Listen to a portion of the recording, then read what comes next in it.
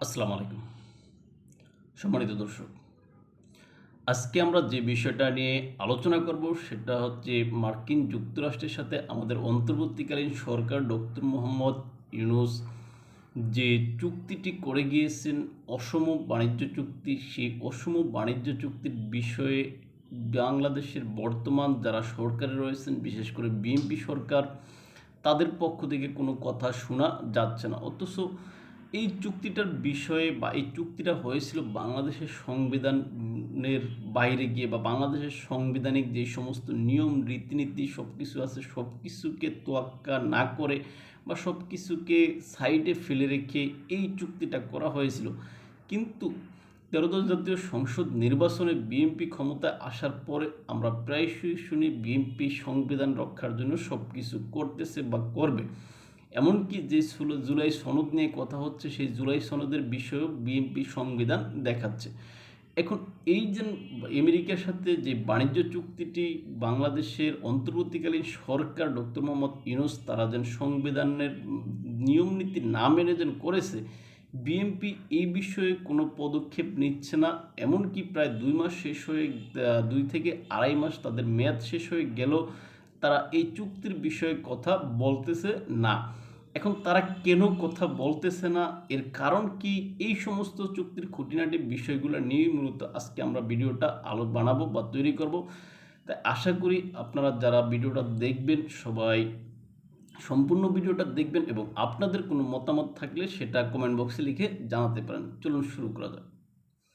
সম্মানিত দর্শক, আপনারা জানেন বাংলাদেশের যারা ক্ষমতায় আসে, তারা ক্ষমতায় আসার পরেই তারা নিজেদের যে পূর্বের খোলস সেটা পরিবর্তন করে ফেলে।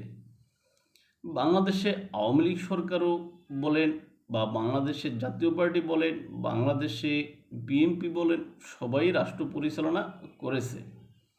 কিন্তু এই রাষ্ট্র পরিচালনার আগে, অর্থাৎ তারা যখন ক্ষমতায় না থাকে তখন তারা মধুর মধুর বা সুন্দর সুন্দর কথা বলে আমরা যারা জনগণ আছি আমাদেরকে তারা তাদের দলে ভোট দেওয়ার জন্য প্ররোচিত করে। তারপরে আমাদের ভোট নিয়ে তারা যখন ক্ষমতায় আসে, ক্ষমতায় আসার পরে তারা ওই সমস্ত প্রতিশ্রুতিগুলো ভুলে যায়। এরকমটাই বাংলাদেশে সচরাচর ঘটে। এখন এই যে বিএনপি সরকার, যে তারা সবসময় বলতো ক্ষমতায় আসার আগে সবার আগে বাংলাদেশ, বিশেষ করে জনাব তারেক রহমান সাহেবের তার যে বক্তব্য ছিল, দিল্লি নয় পিন্ডি নয় সবার আগে দেশ, এরকম বক্তব্য ছিল। এখন দিল্লিও নয় পিন্ডিও নয় সবার আগে দেশ, মানে সবার আগে বাংলাদেশ, এরকম একটা স্লোগান ছিল। ভালো কথা, তাহলে সেই অনুযায়ী তো তিনি কাজ করবেন, সেটাও ভালো কথা। কিন্তু আমাদের অন্তর্বর্তীকালীন সরকার ডক্টর মোহাম্মদ ইউনূস তিনি সবার আগে বাংলাদেশ এই স্লোগানের বিপরীতে একটা কাজ করে গিয়েছেন। সেটা কি? সেটা হচ্ছে তিনি এই যে মার্কিন যুক্তরাষ্ট্রের সাথে বাংলাদেশের অসম একটা বাণিজ্য চুক্তি করে গিয়েছেন। যে অসম বাণিজ্য চুক্তির বিষয়ে বাংলাদেশের সর্বক্ষেত্রে সব জায়গায় আলোচিত সমালোচিত হচ্ছে। আপনারা দেখেন যে বাংলাদেশের যে সেন্টার ফর আপনার মানে যারা করে গবেষণা পরিচালনা করে, সিপিডি হিসেবে পরিচিত, এই সিপিডি সিনিয়র আপনার ফেলো জনাব মুস্তাফিজুর রহমান তিনি এই যে মার্কিন যুক্তরাষ্ট্রের এই চুক্তির বিষয়ে বা মার্কিন যুক্তরাষ্ট্রের সাথে বাংলাদেশের যে চুক্তি হয়েছে ওই চুক্তির বিষয়ে তিনি গবেষণা করেছেন। গবেষণা করে তিনি এখানে এমন কিছু শব্দ পেয়েছেন যে শব্দগুলো আসলেই আমাদের বিপক্ষে যায়। এখন ওই শব্দগুলো কি? ওই শব্দ মানে ওই চুক্তিতে উল্লেখ আছে বিভিন্ন জায়গায়, এরকম বলা আছে বাংলাদেশ অবশ্যই করবে। চিন্তা করছেন? বাংলাদেশ অবশ্যই করবে এরকম কথা উল্লেখ আছে প্রায় আপনার 108 থেকে 135 বার। কিন্তু মার্কিন যুক্তরাষ্ট্র অবশ্যই করবে এরকম কথা উল্লেখ আছে মাত্র 4 থেকে 5 বার। এখন বাংলাদেশের উপরে এই চুক্তিটা একটা চাপিয়ে দেওয়া চুক্তি হিসেবেই অনেকেই বর্ণনা করেছেন। কেননা এই যে এটা শব্দগত যে তারতম্য, এই শব্দগত তারতম্য দেখলেই মূলত বোঝা যায়। আর এই চুক্তির করার উদ্দেশ্য ছিল যে মার্কিন যুক্তরাষ্ট্র বাংলাদেশের উপরে যে 37% শুল্ক ধার্য করবে, মানে করেছে, সেই শুল্ক কমানো। কিন্তু বাস্তবিক অর্থে এখানে 19% শুল্ক দেখানোর কথা বলা হচ্ছে, কিন্তু বিশ্লেষকগণ যেই কথা বর্ণনা করেছেন সেখানে বলা হচ্ছে যে এই যে শুল্ক কমানোর বিষয়টা শুধুমাত্র দাপ্পাবাজি, কেননা এখনও মার্কিন যুক্তরাষ্ট্রের বাজারে প্রবেশ করতে গেলে বাংলাদেশি পণ্যকে প্রায় 32 থেকে 34% পর্যন্ত শুল্ক দিতে হয়। অথচ মার্কিন যুক্তরাষ্ট্রের সাথে বাংলাদেশ যে বড় ধরনের একটা চুক্তি করলো, সেই চুক্তি অনুযায়ী 1% ছাড় পাওয়ার কথা ছিল, কিন্তু সেটা এখনও কার্যকর নয় বলেই অনেক বিশ্লেষকগণ বর্ণনা করেন। তাছাড়া এই চুক্তির অধীনে মার্কিন যুক্তরাষ্ট্রের যেই 4500টি পণ্য, কৃষি পণ্য জাতীয় এরকম, সেগুলো দুগ্ধজাত যেই পণ্য, এরকম জাতীয় পণ্য বাংলাদেশে প্রবেশের অনুমতি দেওয়া হয়েছে বিনা শুল্কে। আর এই যে বিনা শুল্কে মার্কিন যুক্তরাষ্ট্রের প্রায় 4500টি পণ্য বাংলাদেশে প্রবেশের অনুমতি দিয়েছে, এর কারণে বাংলাদেশের যে আপনার দুগ্ধ কৃষি পণ্যর যে বাজার রয়েছে সে বাজার ক্ষতিগ্রস্ত হবে, এরকমটাই বিশ্লেষকগণ বর্ণনা করেছেন। এছাড়াও এই দিন 4500টি পণ্য বাংলাদেশে বিনা শুল্কে প্রবেশের যেহেতু অনুমতি পেয়েছে, এর কারণে বাংলাদেশের যে রাজস্ব সংগ্রহ হয় সেখানে প্রায় 1200 কোটি টাকা প্রতি বছর রাজস্ব হারাবে। এমনকি এই যে রাজস্ব হারানোর পরে আপনার সেখানে এই যে রাজস্ব থেকে তো আপনার ঘাটতি বা রাজস্ব যেই হারাবে, এটা তো একদিকে গেল, অন্যদিকে আপনার এই যে মার্কিন যুক্তরাষ্ট্রের সাথে যে চুক্তি করা হয়েছে, ওই চুক্তির অধীনে বা চুক্তির আলোকে বা চুক্তির শর্তে এরকমটা উল্লেখ আছে যে 5 বছরের ভিতরে মার্কিন যুক্তরাষ্ট্র থেকে 35 লাখ টন গম আমদানি করতে হবে। সংখ্যাটা লক্ষ্য করছেন, 35 লক্ষ টন গম 5 বছরের ভিতরে আমদানি করতে হবে। এখন আমরা তো আসলে গম আমাদের পার্শ্ববর্তী দেশগুলো বা ইউক্রেন এই সমস্ত জায়গা থেকে সংগ্রহ করা যায়।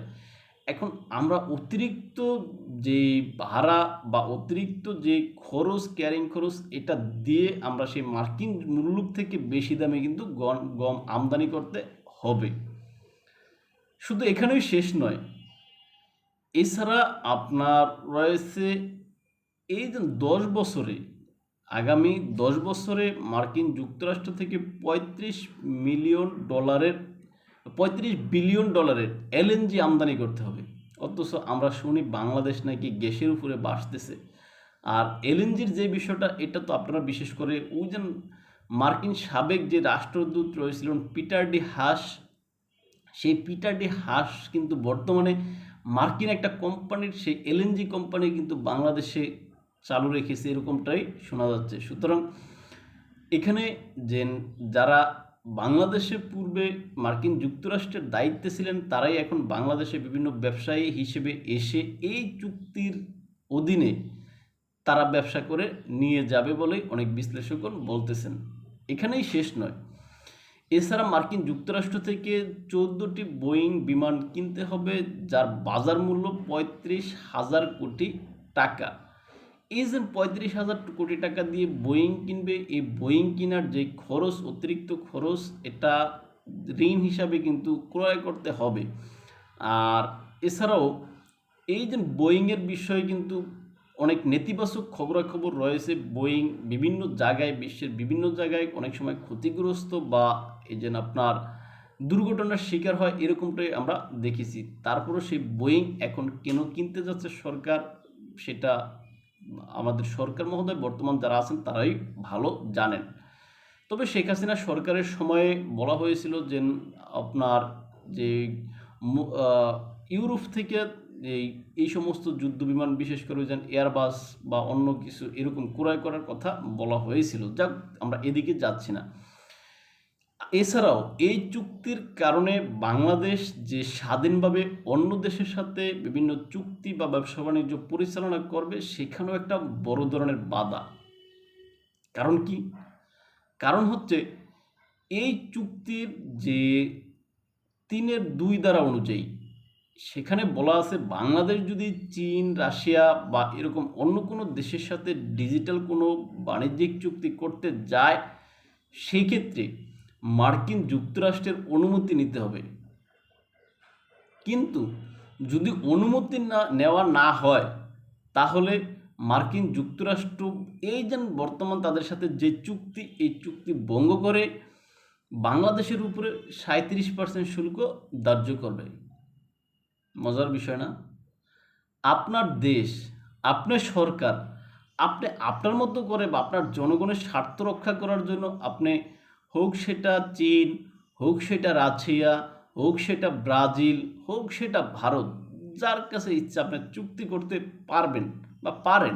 কিন্তু মার্কিন যুক্তরাষ্ট্রের ভাষ্য, তুমি আমার অনুমতি ছাড়া তুমি চুক্তি করতে পারবা না। চিন্তা করছেন কত সুন্দর গণতন্ত্র? এই চুক্তির সবচেয়ে বড় বাধাটা এখানেই, বাংলাদেশ এখানে নিজের মতো করে নিজে কোনো চুক্তি করতে পারবে না। এখানেই শেষ নয়, এই যে বাংলাদেশের যে এই মার্কিন যুক্তরাষ্ট্রের এই গোলামি চুক্তির বিষয়টা, এই গোলামি চুক্তির বিষয়টা আপনার যে কোনো ধরনের চুক্তি আমাদের যে সংবিধান আছে সংবিধানের নিয়ম অনুযায়ী, সংবিধানের বিশেষ করে আপনার ৪৫-এর ক অনুচ্ছেদ অনুযায়ী রাষ্ট্রপতিকে বিদেশি কোনো চুক্তির বিষয়ে অবহিত করতে হয়। কিন্তু অন্তর্বর্তীকালীন সরকার আমাদের মহামান্য রাষ্ট্রপতি মোহাম্মদ শাহাবুদ্দিনকে এই বিষয়ে কোনো কিছুই জানাননি। এখন এই বিষয়ে যে রাষ্ট্রপতিকে কোনো কিছু জানাননি এটা শুধু আমি মুখে বললে তো হবে না। এই বিষয়ে আপনারা রাষ্ট্রপতি মোহাম্মদ শাহাবুদ্দিন চুপ্পুর সাথে কালের কণ্ঠের গত ফেব্রুয়ারিতে কালের কণ্ঠের সাথে যেই সাক্ষাৎকার তিনি দিয়েছেন সেখানে কিন্তু উল্লেখ আছে। সেখানে কি বলেছেন? রাষ্ট্রপতি মোহাম্মদ শাহাবুদ্দিন চুপ্পু বলেছেন যে ফেব্রুয়ারি মাসের ২১ তারিখে এই সাক্ষাৎকারটা তিনি দিয়েছেন। সেখানে তিনি বলেছেন যে এই চুক্তি গোপনে করা হয়েছে, কেননা চুক্তির বিষয়ে মৌখিক অথবা লিখিতভাবে তাকে কিছু জানানো হয়নি বা তার কোনো সম্মতি নেওয়া হয়নি। এখন বাংলাদেশের সংবিধানের ৪৫-এর ক অনুচ্ছেদ অনুযায়ী বিদেশি কোনো চুক্তির বিষয়ে রাষ্ট্রপতিকে অবশ্যই জানাতে হবে। আর এখানে রাষ্ট্রপতি মোহাম্মদ শাহাবুদ্দিন চুপ্পু কালের কণ্ঠের সাথে বলেছেন যে তাকে লিখিত অথবা মৌখিকভাবে কোনো জানানোই হয়নি। তাহলে এই চুক্তিটা মূলত একটা সংবিধান লঙ্ঘন করা একটা চুক্তি। তারপরেও বর্তমান যারা ক্ষমতা রয়েছে বিএনপি প্রায়শই আমরা দেখি সংবিধান রক্ষার কথা বলেন, সংবিধান সমুন্নত রাখার কথা বলেন, ভালো কথা। কিন্তু এই চুক্তির বিষয়ে বিএনপির পক্ষ থেকে বা বিএনপির একজন সংসদ সদস্যের পক্ষ থেকেও আমরা কোনো বিরোধিতা শুনতে পাইনি। তবে গত ২৯শে এপ্রিল বাংলাদেশের মহান জাতীয় সংসদে স্বতন্ত্র যিনি সংসদ সদস্য রয়েছেন ব্যারিস্টার রুমিন ফারহানা, তিনি এই বিষয়ে কথা উঠালে বা তিনি এই বিষয়ে প্রশ্ন তুললে জাতীয় সংসদের স্পিকার মেজর হাফিজউদ্দিন আহমেদ বীর বিক্রম তিনি ডক্টর শিরীন শারমিনকে থামিয়ে দেন এবং এই বিষয়ে তাকে বলতে দেন না। এখন যেই চুক্তিটা সংবিধান বিরোধী হয়ে গেছে বা বাংলাদেশ বিরোধী হয়ে গেছে, যেটা সংবিধান অনুযায়ী রাষ্ট্রপতিকে অবহিত করার কথা সেখানে রাষ্ট্রপতিকে অবহিত করা হয়নি, যেটা রাষ্ট্রপতির স্বীকারোক্তিতে রয়েছে। তারপরে ওই চুক্তির বিষয়ে যারা বাংলাদেশের সংবিধান রক্ষা করতে চান বা সংবিধান রক্ষা করায় বদ্ধপরিকর বা সংবিধান রক্ষা করার জন্য শপথ নিয়েছেন, ওই সমস্ত কোনো ব্যক্তিরা এখনো পর্যন্ত প্রকাশ্যে কোনো কথা বলতেছে না। সবার আগে যারা বাংলাদেশ বলতো, সবার আগে যারা বাংলাদেশ বা দিল্লি নয় পিন্ডি নয় সবার আগে দেশ স্লোগান দিত, তারাও এই যে দেশবিরোধী চুক্তির বিষয়ে সোচ্চার নয় বা কোনো কথা বলতেছে না। এখন এর কারণ কি হিসাবে আপনি মনে করেন দর্শক, সেটা আপনি কমেন্ট বক্সে লিখে জানাতে পারেন। তাই ভালো থাকবেন সবাই, দেখাবো অন্য কোনো ভিডিওতে অন্য কোনো বিষয়ে। আমাদেরকে যদি আপনারা ফলো করতে চান তাহলে ইউটিউব এবং ফেসবুকে স্বপ্নচারীর কথা নামে, ইনস্টাগ্রাম ও টিকটকে এনাতোষ নামে দেখতে পারেন। আল্লাহ হাফিজ।